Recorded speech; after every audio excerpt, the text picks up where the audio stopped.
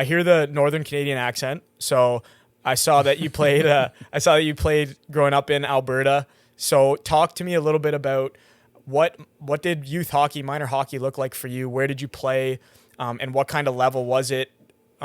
Whether you have like a AAA, double A designation, and what that path was for you before you got into college and higher level. Yeah, definitely. So growing up in Alberta, I came from a big hockey family. I have three siblings, and then my parents are both kind of involved in hockey. So kind of came natural for us to be put in skating and then eventually hockey. But growing up, I played in Edmonton for an organization called SWAT, which is kind of the younger levels, and then made the switch to Southwest Zone, and then eventually SSAC it was called. So I actually played boys hockey up until grade 10. Oh, wow. Just kind of was a personal preference at the time, but there was definitely options to play all girls, obviously, but I just think for myself and my parents, they thought that was kind of the best thing at the time for my development and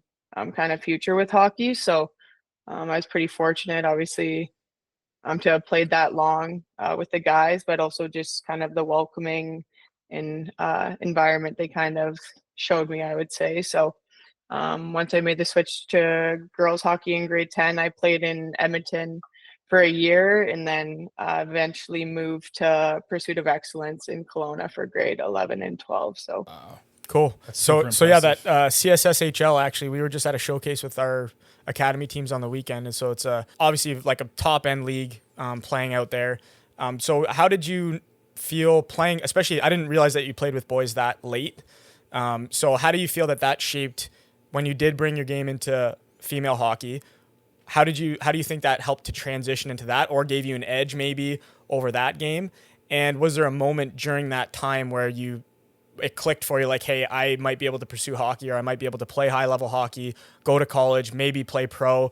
I don't know. I know obviously when you were younger, the PWHL wasn't really an established thing yet, so that was probably a nice thing to have come up. But at what point did that kind of happen for you, and how did you find that transition from men's hockey to women's hockey?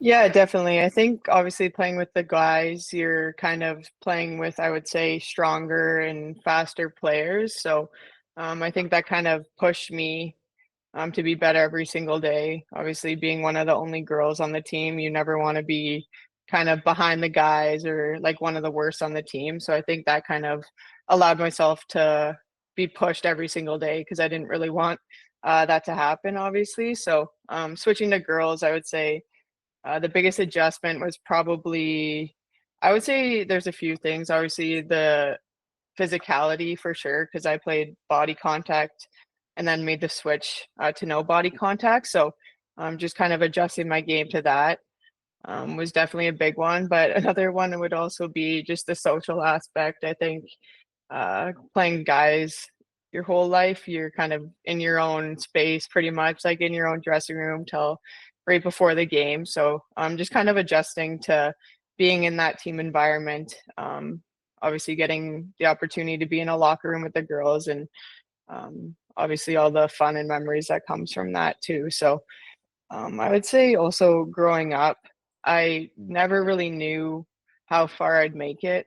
I feel like when you're kind of playing against guys your whole life, you don't really know per se how you size up against girls your age. So I was kind of a bit naive, I would say, in that aspect because I truly didn't know where I kind of would end up with the female side of the game. But I would say being the only girl and playing high level of hockey with the guys, people would always tell me like, or my parents, she'll be on Team Canada one day, and I never like really truly believed it because I was like, oh, they're just saying that, like they don't really know. But it's kind of funny now how it ended up.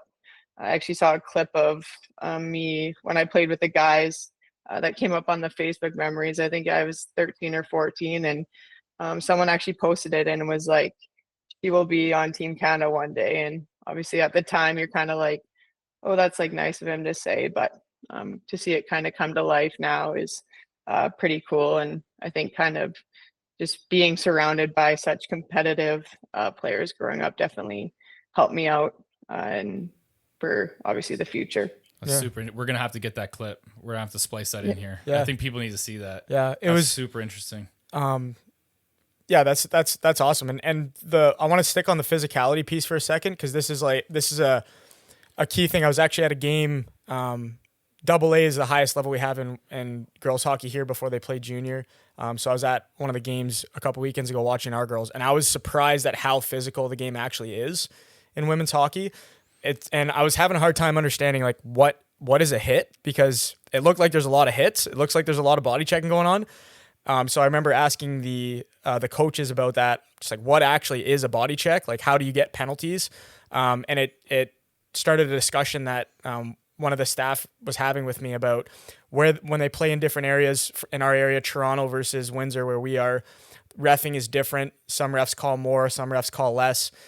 So how do you find the physical component in female hockey, and if you were to say whether it should be in more or less, or compare it with men's hockey and the physicality with that game, where would you say it stacks up, and how much it actually impacts the outcome of a game? Yeah, I mean, it's kind of hard to say. I just think with the new professional women's hockey league, that more and more contact at like younger levels in the college level are going to be allowed, which I think is a good thing. I actually have a 14-year-old sister, so the past weekend I went and watched her game, and I was honestly like surprised with what they were allowing. But I just think the PWHL is kind of the new standard for that, and obviously the levels below are going to have to learn to adjust, because what they're allowing in the PWHL, I think, is also a really good thing for hockey, because fans like to see the physicality and the excitement around that. So I think kind of integrating it into those younger levels is important too, because at the same time it also teaches them how to. Like I feel like for players that haven't played body contact growing up, there's kind of a bit of a gray area with how to do it and like what's safe and that sort of thing. So I think for these girls starting to kind of integrate it at a younger level is really important too.